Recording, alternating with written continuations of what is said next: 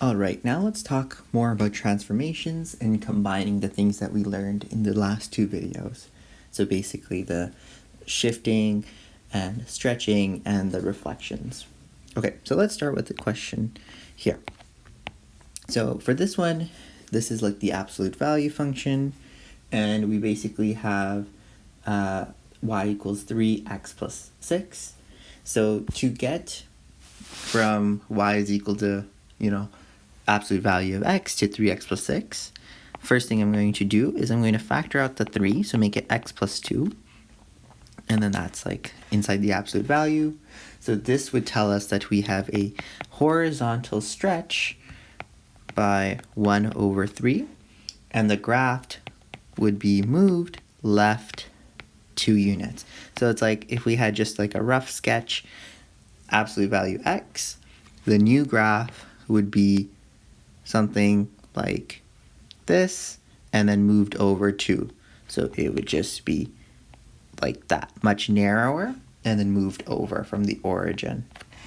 Okay, we'll do graphing in an example or two.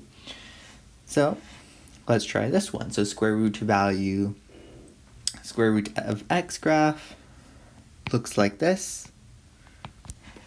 And now we have negative x plus 5 under the square root. So in this one, I'm going to factor out the negative. So it would be square root, take out the negative x minus 5. And then this would tell us there's a reflection over y-axis.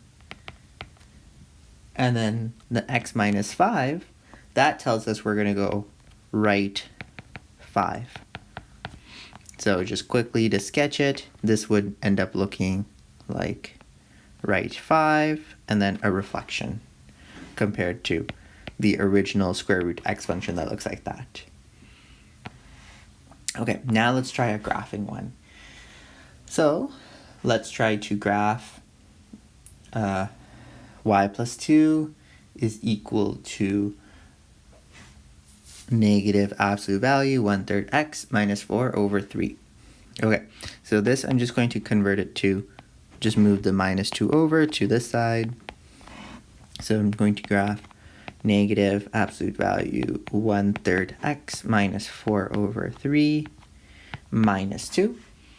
So for this one, we know that the absolute value function, I always find it's easier to graph the original function and then graph the transformed function. So we know the normal function will look like this. This is like, if it's like 1, 1, like 1 comma 1, negative 1 comma 1, etc. Like y equals absolute value of x. Now, we know that we will have a horizontal stretch. And one thing I'm going to do before this is I'm going to factor out the 1/3. So make it y is equal to negative 1/3 and then x minus 4 and then the minus 2 that we have on this side. So now this tells us that all of the points will be multiplied by 3. Like this is basically a horizontal stretch. So we'll do horizontal stretch by 3. So like an expansion. We know that we have a negative out here. So that's out there, meaning that it's going to be over the y-axis. Fraction over y. And then from there, it's just a translation. So right 4, down negative 2. Down negative 2. Okay, so let's pick a few points. So let's pick, say, like this one. And let's do the origin as well. So the origin, 1 or 0, 0, would not really be affected by the reflection or stretch because 0, comma 0. So if you multiply 0 by 3, you would get 0. So it's just going to be moved right 4 and then down 2. So that's going to be the first point. Okay, so now let's say this one, 2, comma 2. If we apply the transformations, so horizontal stretch by 3 would mean that it now becomes 2, comma 6. So 6, comma 2, because it's in the 6, comma 2, because it's a horizontal stretch, so it's going to change the y. 4, 5, 6, comma 2, and then it gets reflected, so then you apply the negative out front, so that's going to make it 6, comma negative 2. And then from there, it's going to be moved right 4 and then down 2. So that point is now here. Okay? So we can kind of connect that, and that's going to go like that. And then now let's pick like a point over here. So let's say negative 2, comma 2. So same idea, apply the horizontal stretch by 3. So change the x to become multiplied by 3. So it would become negative 6, comma 2. And then from there, we would flip it over. So it would become like negative 6, comma negative 2 for the reflection over the y-axis because of the negative.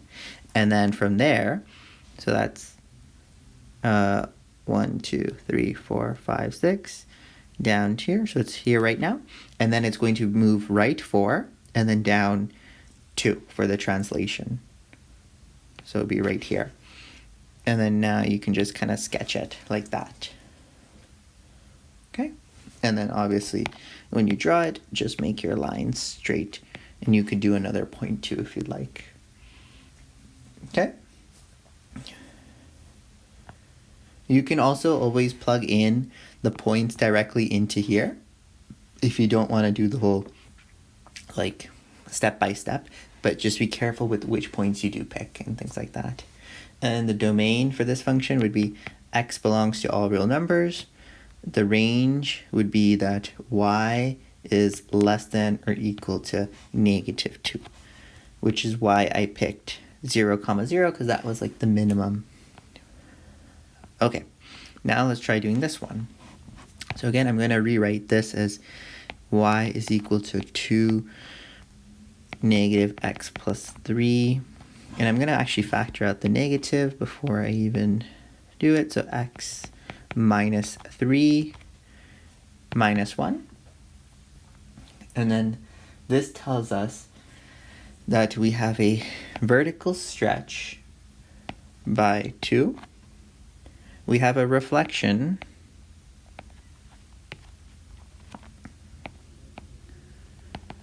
in the x, like over the y-axis or in the y-axis, or like in the x-axis, so in the y-axis. And then the graph is being moved to the right, 3, and then down 1. Okay, so let's graph it.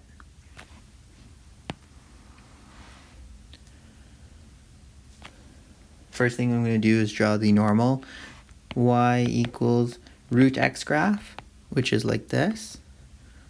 And you can just use a table of values too if you get stuck. 6, 7, 8, 9. So that's this function.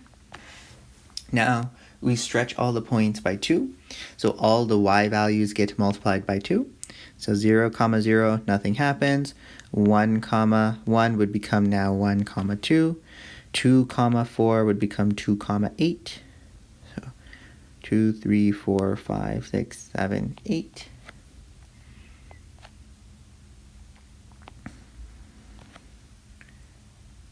Or no, other way. So 4, comma 2. 4, comma 2 would now become 4, comma 4. Yeah. So it's going to look like that. And then 9 comma 3 will be at 6, or like right here. So just like this. Okay, so that's the vertical stretch by 2. Now we do a reflection. So I'll label it 4 comma 4, 9 comma 6, and this used to be 9 comma 3. Now it's a reflection in like the y-axis, so all the x values get switched to 1 comma 1, 1 comma 2. So now this graph looks like this. 4 comma 4,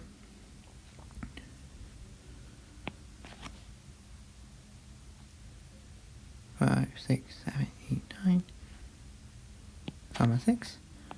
So like this. And then the last part is the translation. So write 3, down 1.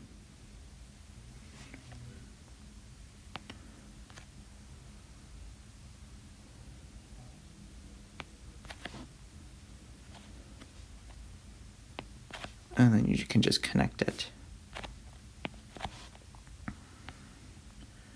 There you go. Okay, so that's going to be our function. Okay, so now let's try this. So describe how the graph of each function below is related to the graph of f of x. Okay, so this tells us that we can rewrite it to be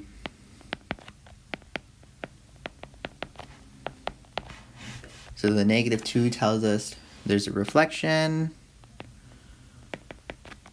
over x-axis and the vertical stretch by 2 and then down 5 units. This one would mean that their vertical stretch by 1 over 2, and then x plus 7 would mean left 7. This one would be horizontal stretch, so horizontal would be on the x by 1 over 3, and then right 4.